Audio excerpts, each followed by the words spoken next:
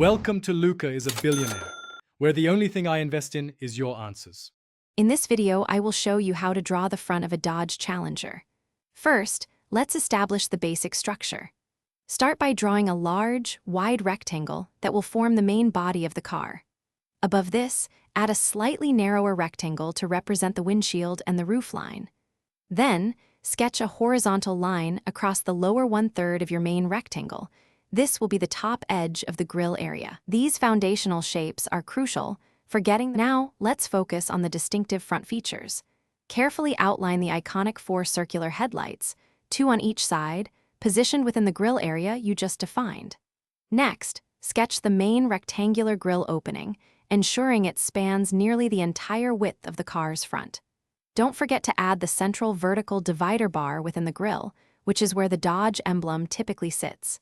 These details really bring the challenge. Once in the service menu, briefly press the odometer button to scroll through the various service items. When you find the specific item you wish to reset, such as engine oil or front brakes, release the button. Then, press and hold the same button again until Reset appears on the screen. Finally, it's time for the finishing touches to bring your drawing to completion. Carefully refine all of your lines, adding depth and definition to the various body panels and contours. Take a moment to step back and ensure that the overall proportions accurately capture the aggressive and wide stance of the Dodge Challenger.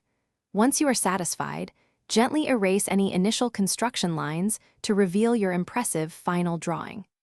Great job! Thanks for watching and please subscribe. It's the best investment you'll ever make.